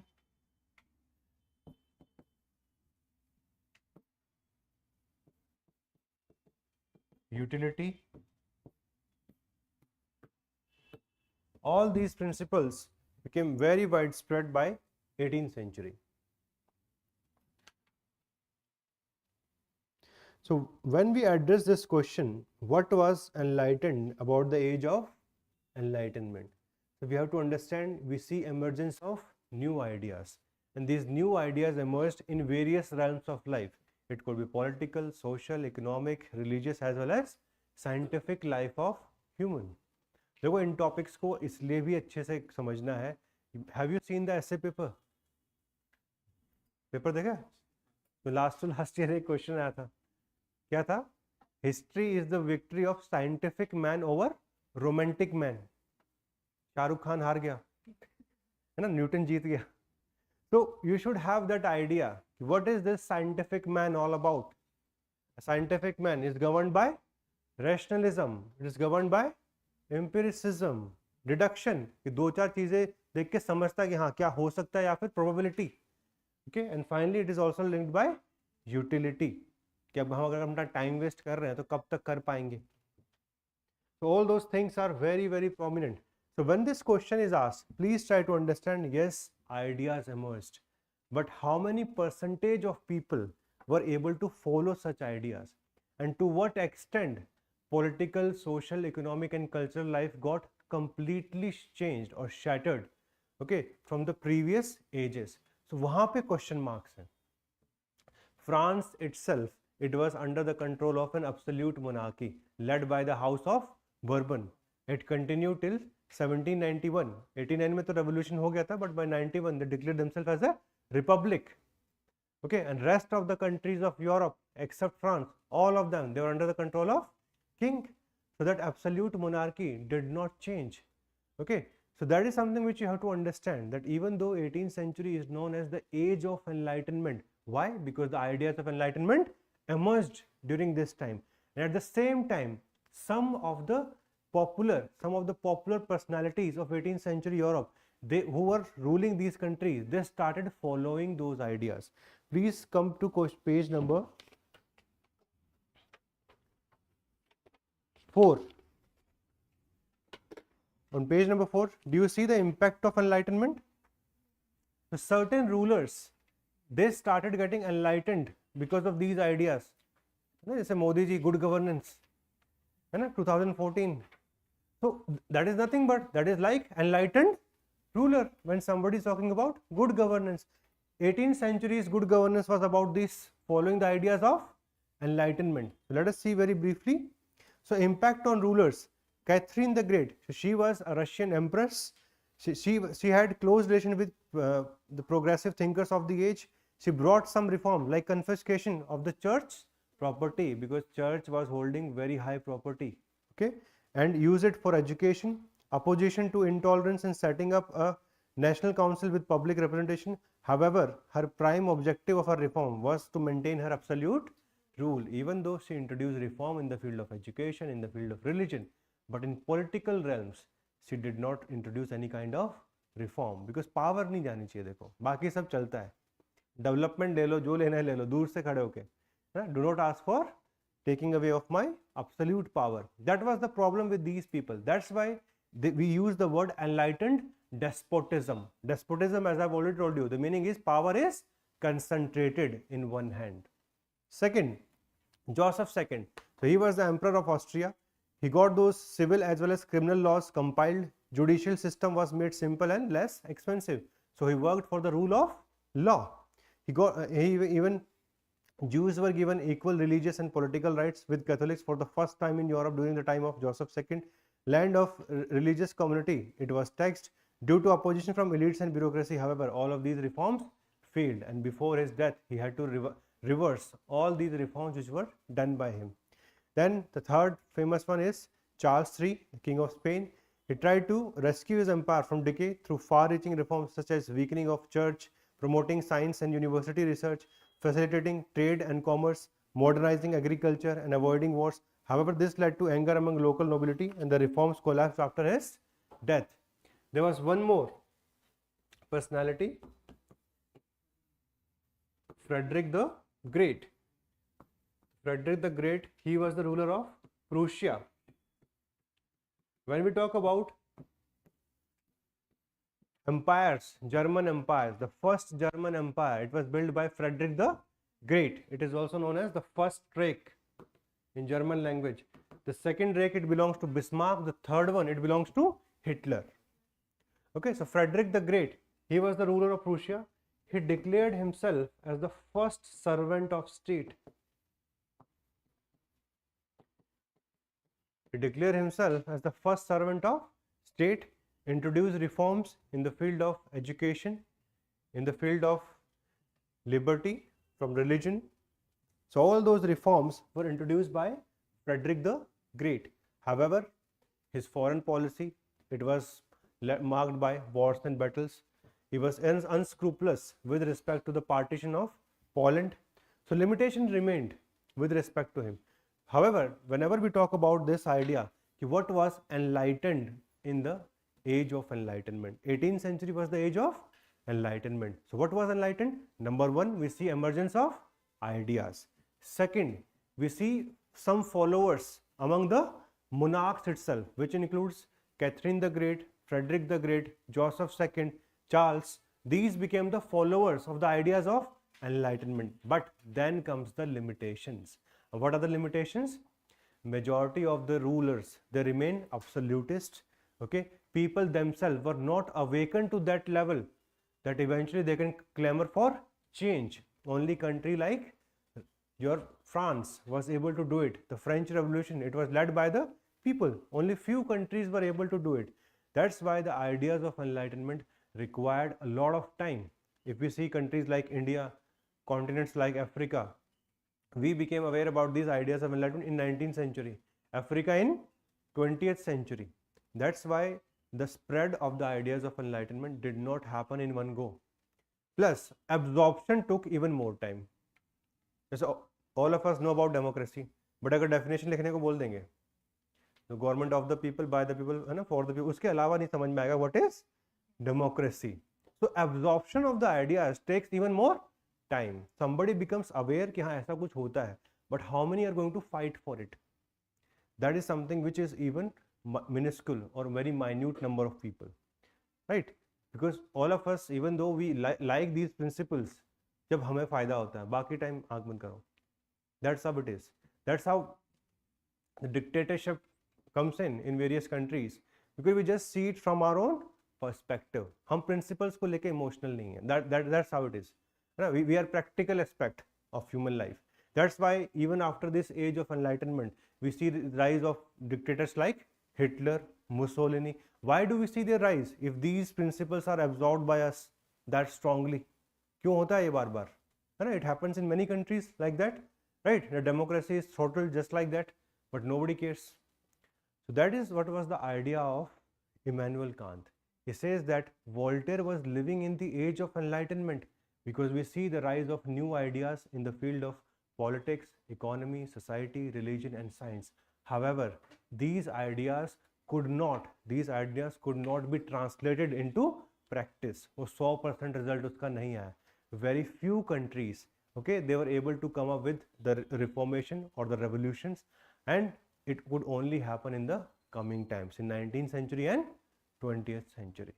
So that those limitations you have to write, that still, even though ideas came in the previous life that we have discussed of the Middle Ages, it continued in majority of the countries. So even though ideas came, but majority of the countries, they were still having these characteristics.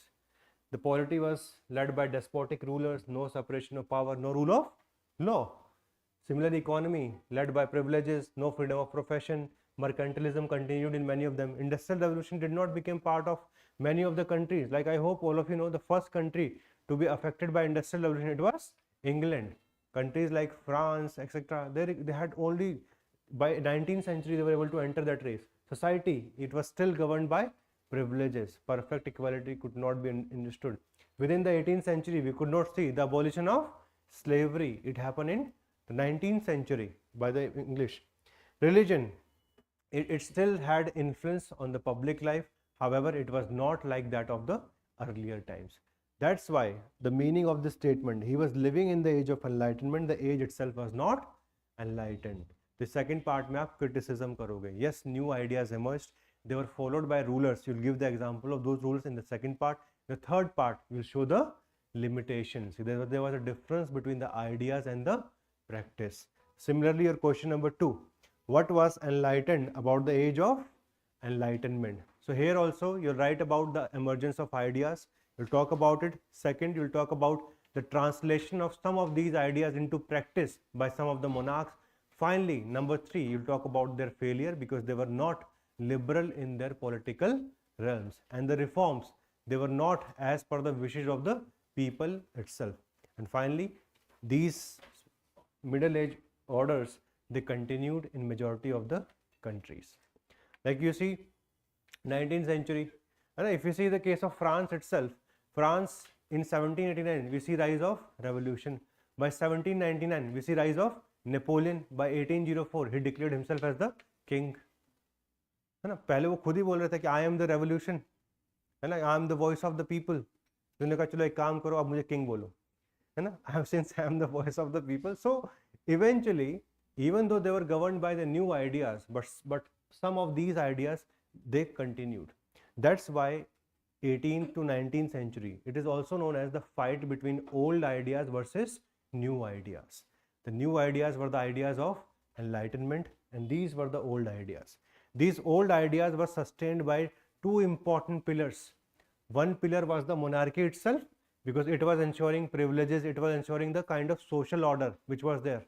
Like in our Hinduism itself, we always talk about Dharma Shastra. So what is the dharma of the king? To maintain the social order, that it should be like that itself. So here also it was the monarchy which was ensuring these kind of privileges, which was ensuring these kind of societal setup. And the second major pillar of this Middle Ages, it was the institution of church. So these two were the major pillars which were sustaining the Middle Ages kind of setup. And until they become further weakened, these new ideas could not take their 100% final form. वो नहीं हो पाया. And that is something which you have to write in question number 2 also, question number 14 also. Please remember this statement. It can come again also. As Voltaire, he was living in the age of Enlightenment, but the age itself was not enlightened. Okay, because people still prefer to live under the despotic rule. We can see all the examples. Okay, no separation of power, nothing, no major change could happen.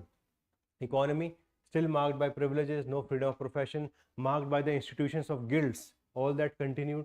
Society, privilege system did not die down.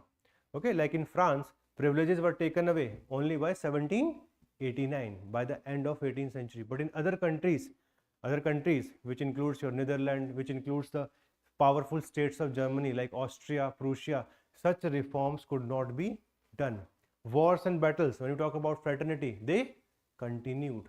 So this idea of enlightenment, of brotherhood, has not been ensured even till today. We see large number of wars going on throughout the world. We see Ukraine crisis, right, ensured by Russia. We also see the Middle East crisis led by Palestine as well as Israel. So fraternity could not be ensured to that scale. Like if somebody says, are humans rational? Are humans rational?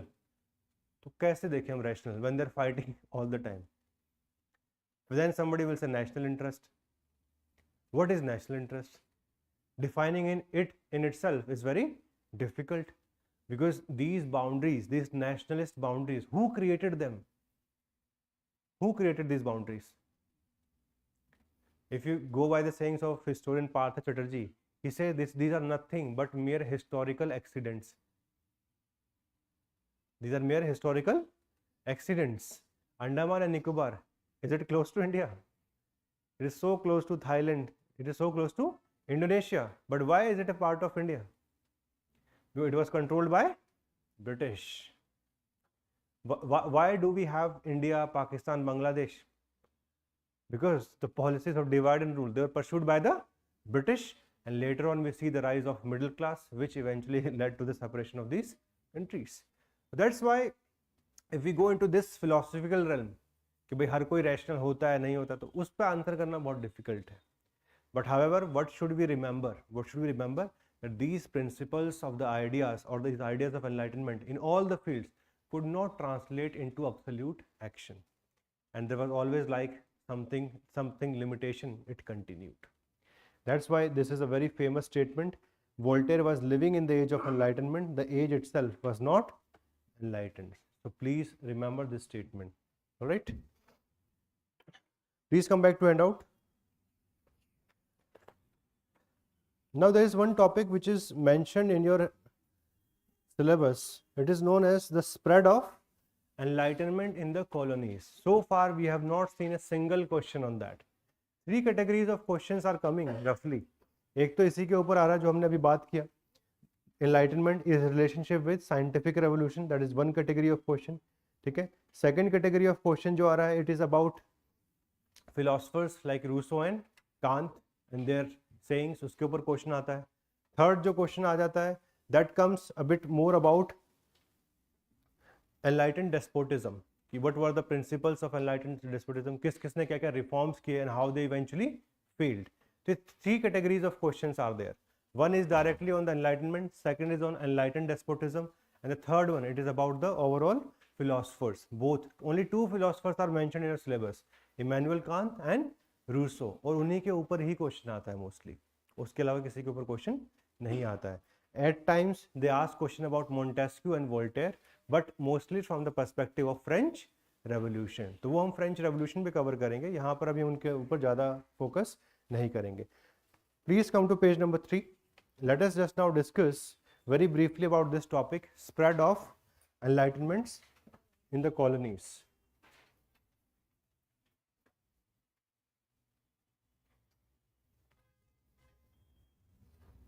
Approve, when we talk about humanism, so humanism is something which doesn't always come from rationality. It is an independent form of principle, right? That we should be a believer in human progress. It's not just about rationality, it's about the species, ना, होमो sapiens जिस species है हम उसको तो कम से कम उसका तो जो स्पेसिफिक राइट्स है उसको तो हमें कम से कम इंश्योर करना है. That is what it is about. So it is not something which just comes from rationality. So let us see the spread. So when we talk about spread of enlightenment in colonies, in brief, just try to understand that it became prominently in 18th century. It became prominent in Europe itself. By 19th century, Europe as well as America, North America. By 19th century, it became prominent in China, it became prominent in Japan, it became prominent in India also, okay, as well as Latin America. By 20th century, it became prominent in Africa. तो इस तरीके से divide करके अपने mind में रखना, कभी भी क्वेश्चन आएगा तो आंसर ऐसे लिखेंगे कि पहले कौन से एरिया में है, फिर 19th सेंचुरी में कहाँ, then 20th century. Let us see American enlightenment. So later on we'll have a complete discussion on the America के 3-4 टॉपिक हम लोगों को पढ़ने हैं. The first one is the American War of Independence, then its constitution, we'll discuss about it, American Civil War. यही 3 major topics हैं. So American Enlightenment occurred during 18th century and it was inspired by the ideas of British as well as French Enlightenments. It played a critical role in the American Revolution and thereafter creation of American Republic. Please remember name of 1 or 2 important influencers, okay, like Thomas Paine. Okay, Thomas Paine, he came up with the famous idea of common sense. कौन सा idea? Common sense. So he said that it made common sense for the Americans to separate themselves from the British. Okay, why? Because the British are not taking care of the interest of Americans. So common sense इन्होंने वो pamphlet लिखा था. Similarly, when we talk about Thomas Jefferson is famous for the Declaration of Independence of American Revolution. The declaration was 1776 में. The declaration was put forward by Thomas Jefferson. James Madison, okay, James Madison is a very important person because he is considered as the architect of American Constitution. Just like we have Baba B.R. Ambedkar, in their case they have James Madison, right? तो एक दो याद कर लो बस, उतना भी बहुत है. So they adopted revolutionary ideas about scientific rationality, religious toleration and experimental political organization, and key ideas themes like modernization, reason, liberty, and for the first time we see the creation of a republic in the world. And secondly, we see the idea of constitution, that the constitution should be written in nature. Second, if we see China, so in China we had a famous Chinese American diplomat by the name Yung Wing. And he was a businessman who the first Chinese to graduate from American University during 1850s, and more Chinese people subsequently went to America, and they eventually became the one who started following that science and democracy, okay, should be absorbed by the Chinese rather than following the ideas of Confucius. I hope all of you know that he is a famous philosopher from China, Confucius, and a percentage of Chinese population, they are a believer in Confucianism. So they follow his belief system. Lu Xun was second. He was a satirist and he was a person who believed in revolutionary ideas. Then Mao Zedong, he attacked foreign invasions, feudalism, and economic distress. Okay, and he was somebody who was a believer that China should grow its national identity. Japanese Enlightenment. If we talk about Japan, so here there was an organization known as Merokusha. This organization was established by 33 intellectuals in 1874 for promotion of culture and enlightenment. Then we have Fukazawa Yukishi. So he was a critique of government, okay, and he began his disadvancement of learning with the word, God has not made man above man, nor has placed people over people. And then I hope all of you know that in the history of Japan, there is a very seminal event known as Meiji Restoration in 1868. So the immediate perspective was in 1853, America invaded Japan. There was a military commander, Matthew Perry, and thereafter Japan's Japan at that point of time, it was ruled by feudal lords, and they were known as shoguns, known as shogunate bolte the usko. So all these people, they realized that if we are going to be divided, okay, anybody from outside can come and eventually rule us. That's why they restored the monarchy, and then in 1868 it is known as Meiji Restoration. This led to large number of reforms because they realized if we have to fight against the West, we should have modern education, we should have modern industry, we should have modern arms and ammunition. And that's how they were able to defeat. They became the first nation to defeat a European country, Russia, in the war of 1904-1905. And India also took inspiration from that. That if Japanese can defeat the Russian, we can also defeat the British. Now, one of the reasons for the rise of extremism in Indian politics. So please remember, Meiji Restoration is very important. Why? Because it led to adoption of new constitution, new code of laws, and liberalization in economy and trade. Enlightenment in Latin America. So Latin America was the one which was more or less under the control of Spanish and Portugal. All right, and by the early 19th century, they were able to become independent. And here the major role, it was played by Simon Bolivar. Please remember the name of Simon Bolivar. Simon Bolivar, he was influenced by the ideas of French Revolution. In fact, he had himself witnessed the coronation ceremony of Napoleon. And when he went back to Latin America in 1808 or the early 19th century, he started a struggle against the Spanish and the Portuguese. Okay, and this is how they became free, and that's why the ideas, so Enlightenment became prominent in Latin America by 19th century. In India, I hope all of you know, when we talk about Rajaram Mohan Roy, he is the father of modern India, and through the British rule, we see these ideas coming to India. Okay, so India के बारे में तो सब कुछ पता ही हम लोगों को, ज़्यादा बात करने की जरूरत नहीं है. But this can be a 10 marker question for next year. In 2024 it can come, in 25 also this may come. So इसके ऊपर आप लिख सकते हो, it's a prominent area which has been left out so far by UPSC. Every year UPSC asks at least 1 to 2 questions from those areas from where never we have seen any kind of question. जब मैं भी question prediction करता हूँ, I also am aware about these topics. तभी मैं आपको बता रहा हूँ.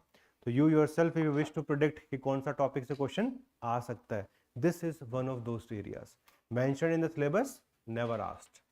Okay, इसलिए आपको handout में हमने दे दिया, and this is more than sufficient. Don't think कि अब मैं इसके ऊपर पूरा research करोगे बैठ के कि मैं पूरा दुनिया में कैसे enlightenment गया अभी मैं देख के आता हूँ. कुछ नहीं मिलने वाला उससे. Continent wise जा सकते हो, सबसे अच्छी approach वही है. Like 18th century, it's about Europe plus your northern part of America. That is it. Then 19th century, Latin America पूरा cover हो जाता है साथ में, ठीक है. Also as well as Asia, including India, Japan as well as China. 20th century, it's about Africa. ठीक है. We'll discuss about Africa as a topic in the end. वहाँ पे उसके 1-2 point add कर देंगे. Enlightenment. We had discussed that yes, it led to the emergence of new ideas in the realm of polity, economy, society, religion. However, it was also having certain limitations. It's not that it was completely perfect. So let us see the criticisms. Like number 1, moral degradation. There was a counter movement which was started by people like Rousseau later on. It was known as Romanticism. Romanticism says that when you focus too much upon rationality, you forget about the human emotions.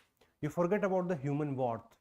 ना कि जो एक human warmth होती है, how they eventually communicate, how they prosper in a society, that is not being considered by these people who are talking about rationality. Like just evaluate your own life from morning till evening. कितना हम rationality पे चलते हैं, कितना emotion पे चलते हैं. क्या खाना है? Not rationality. It's on the basis of emotion, है ना. वड़ा पाव दिख गया भाग गए, वड़ा पाव खिलाओगे तो. गोलगप्पे दिख गए खाना लगे गए. उस टाइम सब भूल जाते हैं क्या ग्लूटन होता है, क्या होता है, भाड़ में जाए सब कुछ रेशनैलिटी, शाम को फिर यूट्यूब पे चैनल देखने, कल से ये फिर नहीं करेंगे. So what happens to us? What does it represent in general? Can all of us be rational all the times? No, it is next to impossible. So it's very difficult for anyone, है ना. All of us know we should exercise, but हम बस लोगों को देखते हैं कि लोग एक्सरसाइज करते हैं. We do not exercise, ना, कि हम क्यों करेंगे, किसी और को करना चाहिए, अच्छा है, होना चाहिए, ना, सबको एडवाइस हम देते हैं. This is something which was put forward by these people, and this school came to be known as romanticists. ठीक है.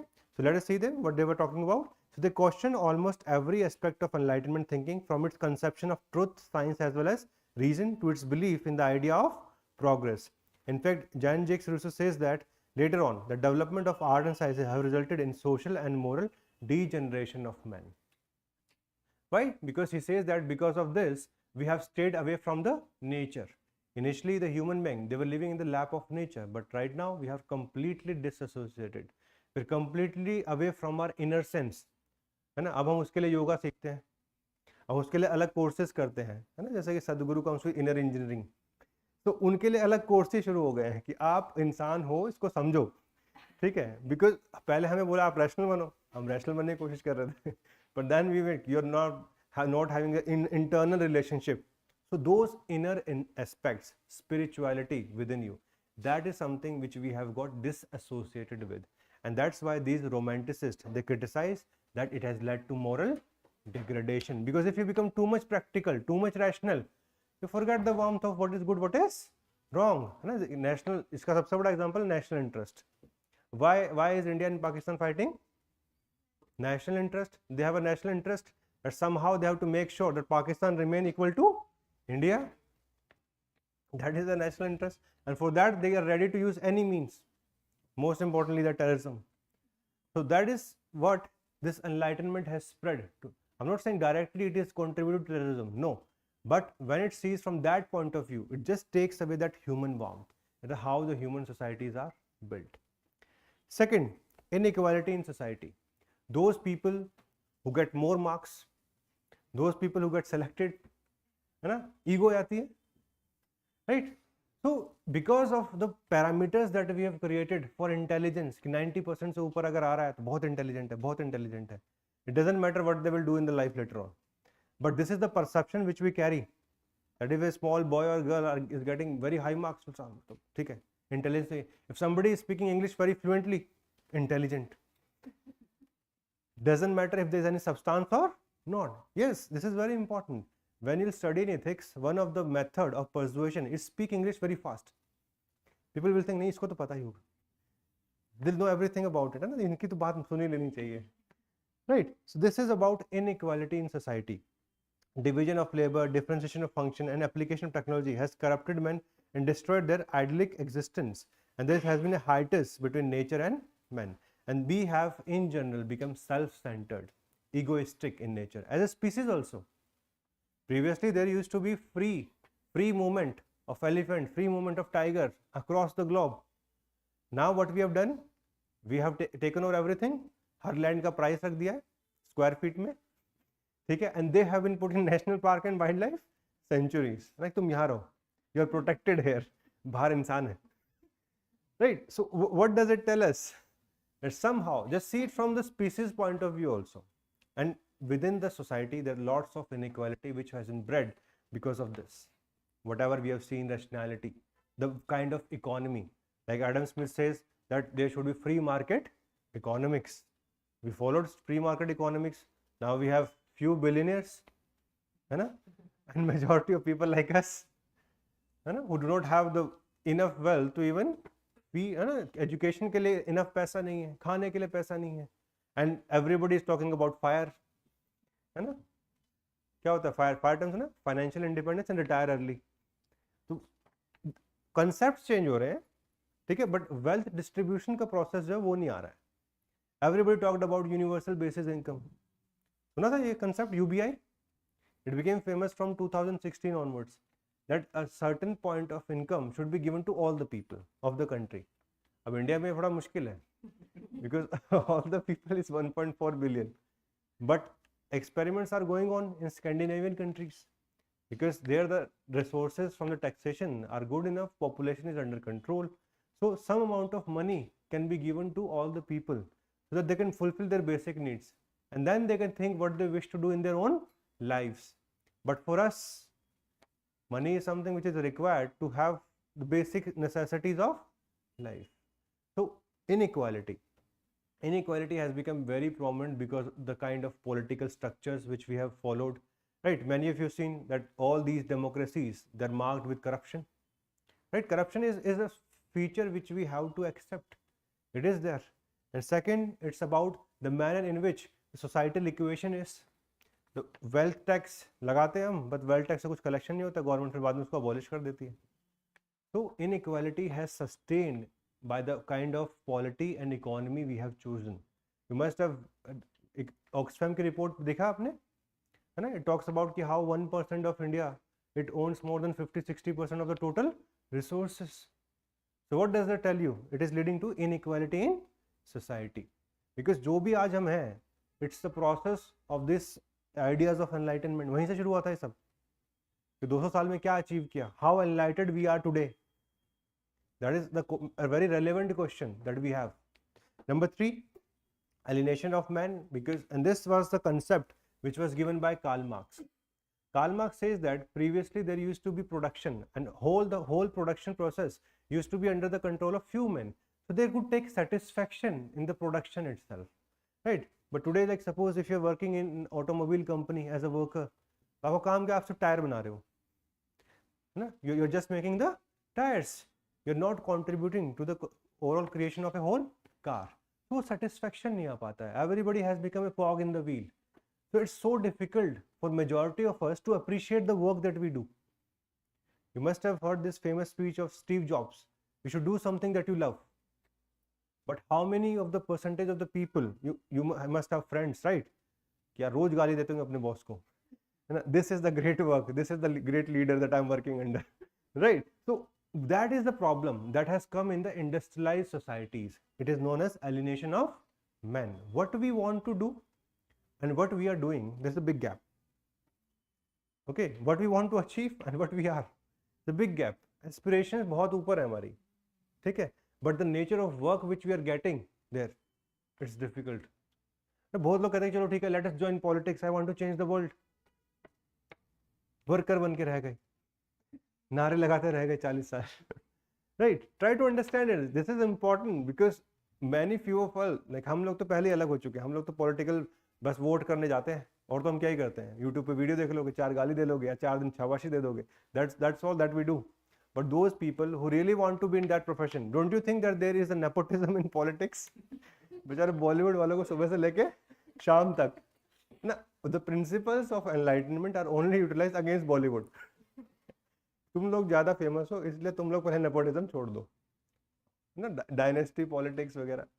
So that is a problem in professions that we are choosing, and this has happened because of these modern kinds of profession. आज तो चलो एक और नई दुनिया आ चुकी है, AI वाली.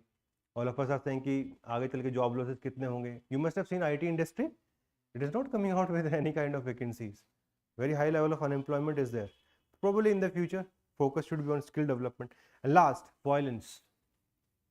Because of the rise in science, we have seen the humongous progress, okay, of these military weapons. Weapons of mass destruction are also there, nuclear wars, okay. Somehow we have been able to stop it after the episode of Hiroshima and Nagasaki. So violence has become very prominent because of this science. You must have seen what is going on in Ukraine, what is going on in Palestine. Thousands of people.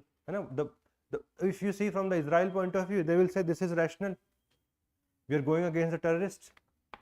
If you see from the humanity point of view, what is happening in Palestine, done by some other external actor, why are we ensuring that each and every Palestinian should suffer because of that?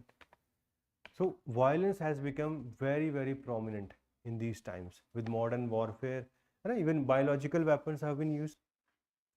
So please remember these criticism of enlightenment. This can also be a probable question in the future. And one major point which is also required to be added to this is about the focus was only upon men. The focus was not on women. So all the rights that we talked about, political, economic, social, religious right, the major focus it remained upon men. That is also one of the bigger criticism of this age of enlightenment.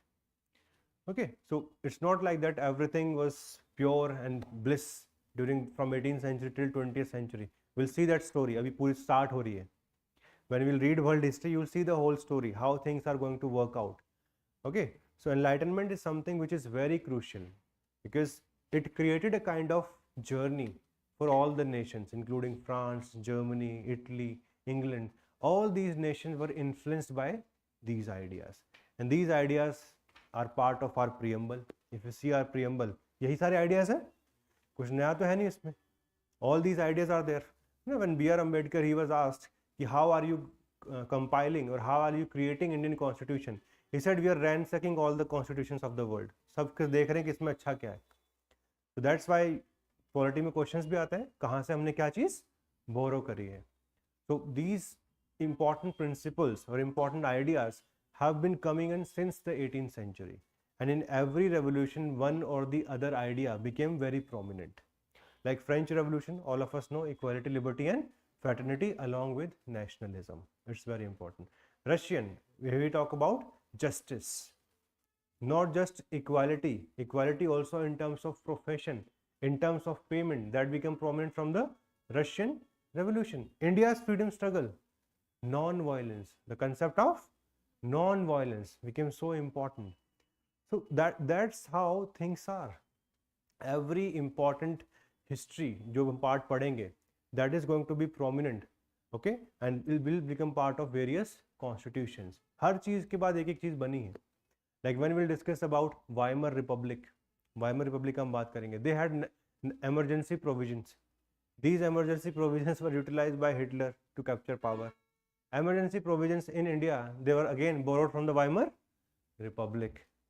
So all these ideas of the constitution formation, they have come from them, and among them there is one person who stands out. That person is Napoleon. Napoleon was somebody who drafted this Napoleon Code with the help of various bureaucrats, and this Napoleonic Code is responsible for around 60 to 65 constitutions of the world. They are built upon Napoleonic Code. So वो भी हम topic पढ़ेंगे कि how the ideas of enlightenment were codified by Napoleon so that they could have certain legislative backing. All of us can talk about multiple things, but if there is no backing of the law, do you think to what extent it's going to be implemented? There are very less chances, right? There are very less chances. You must have heard very recently France have made right to abortion as a fundamental right. Why was that required? Why was that required? I'm giving you the classic fight of your religion versus modernity. It is because of the idea within the Christianity, okay, the right to life of the fetus. This is what it doesn't matter if you want to eventually raise a child or your whole life will get affected because of it. It does not matter. You may have complications during the abortion. The primacy should be given to right to life of the fetus. All right. That's why eventually in this Christian countries it is difficult to have abortion because it is considered as the gift of the God. Right? Having a child is a gift of God. But the bodily choice, the bodily rights of women, because eventually सबसे ज़्यादा effect किसको होता है? It's not men, it is women. What about their rights? You must have heard this case, I think from Ireland. There were lots of complications. Then also abortion was not allowed, and that women eventually died. So it's always like this. So even now, right now, we are not saying from the perspective that today we are having those kinds of problems as like 18th century, but still right now also there is always a tussle which goes on these ideas of enlightenment versus other institutions. Like today, if you see Indian polity, you'll see the criticism. कि भाई democracy बचा नहीं, ये नहीं हुआ, वो नहीं हुआ. All those things are going to be there. But if you see compared with 18th century, you look like नहीं, democracy is there. It's just about comparing it with others. Similarly, if you see with respect to religion, to what extent in India religion is modernized today? To what extent? सबसे ज़्यादा God में दुनिया में कहाँ है? India में. बाबा की शरण में पता नहीं क्यों जाते हैं हम लोग इतने जल्दी, why does this happen, right? उसका एक बहुत बड़ा रीजन है poverty. Because of poverty people eventually go to these ashrams for their meal, and if somebody is providing you regular meal, what is going to happen? You'll consider them as god. That's why poverty should be eradicated, right? Swami Vivekananda used to say, you cannot teach religion to people who are not having food. Empty stomach क्या भगवान के बारे में बात करोगे? So that's why even till now what we have to understand, enlightenment has played a very important role in driving the societies of the world last 200 years. But right now also we require these ideas to some extent, but at the same time we have to also understand emotions, because आज की date में सबसे जो अच्छा word है that is emotional intelligence. It's not just about rationalism, it is about emotional intelligence. दोनों का merger चाहिए होता है. तो आज की डेट में ये सबसे ज़्यादा इंपॉर्टेंट है. इट्स नॉट जस्ट अबाउट, तभी लोग कहते हैं ना हार्ड वर्क से कुछ नहीं होता, स्मार्ट वर्क करना पड़ता है. Smart work is about understanding and managing your self. जब सैटरडे को मन करता है कि नहीं यार चलो चलते हैं घूमने फिरने, that is emotional intelligence. That's a small decision but it has big repercussions. Similarly expressing anger towards anybody, your friend, your family members etcetera, that is again a part of your emotional intelligence. It's not like that if you're rational you're allowed to do anything. You're not a believer in human relations. जैसे मन चाहोगे इसको treat करोगे. It's not going to work like that. That's why the debate goes on. Was enlightenment correct, incorrect? चलता रहता है वो. However, if we see the benefit of the hindsight, this has, yes, it has produced very good result with respect to transformation of the polities, transformation of the economies. Yes, there are problems, because if you see Adam Smith, who talks about free market capitalism, that capitalism has led to very high inequality. But at the same time, there has been no other model which has created humongous wealth for the world. और कोई model है हमारे पास? Communism था, that failed. It's so difficult. Who will decide how the resources will be distributed? कैसे करोगे उसको decide? तो limitations है. That's why what has happened over a period of time, the concept of synthesis has come in. Synthesis means that today's economic model, they are not pure capitalism. They have absorbed some of the safeguards from socialism as well as communism. Like some of the industries, they are reserved for the government itself. That is a form of communism. But in those, like if we talk about labor rights, if we talk about equal pay, if we talk about all the such things, even in our freedom struggle, they have come because of the socialists, because of the labor movements. So ये सारी चीज़ें हमें समझनी चाहिए. Yes, enlightenment was important from 18th century onward, but with the period of time, evolution of ideas has continued. Tomorrow we'll discuss about the philosophers, and then we'll talk about socialism. The socialism is something which is a very important topic. Ideas up to Karl Marx, what was understood by the socialists, they are known as utopian. Somebody who is a believer अपने आप सब कुछ अच्छा हो जाएगा, they are known as utopians. While somebody who comes up with a very important theory known as scientific form of socialism, that became Karl Marx or Marxism or even communism. And to what extent that became prominent in the world, both these two topics we'll discuss tomorrow. Today is more like the introduction of the topic, but you have to understand, whenever we talk about revolutions in the world, एक factor हमेशा रहता है, and that is the factor of philosophical ideas.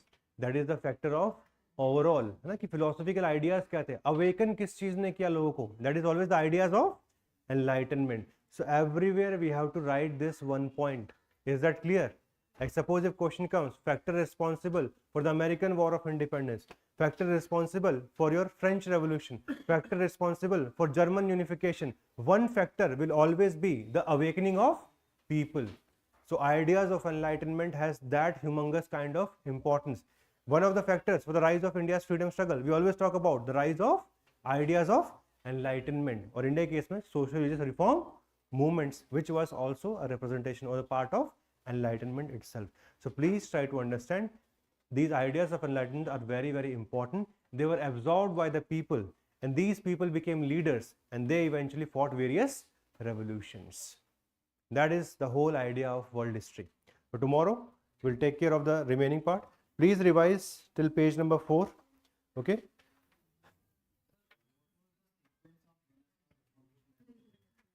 So Renaissance was something 14th and 15th century. The moment the questions were asked by Martin Luther. Martin Luther 1517 में question पूछा. Eventually the court, they created a Council of Trent, which started the method which is known as Reformation against the ideas of Protestant itself. However, that fight continued and this fight led to the 30 years war. तो वो war होता last में. ठीक है. तो council of Trent बनाया था church ने कि भाई हम अपने हिसाब से इसको रोकने की कोशिश करेंगे. Please mark questions from PYQ. Question number 1. Question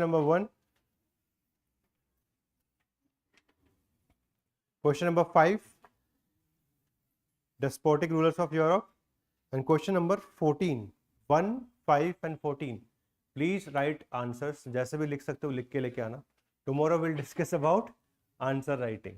Okay, how to approach answer writing, because today we have covered very small portion because lots of analogies were required to understand enlightenment today.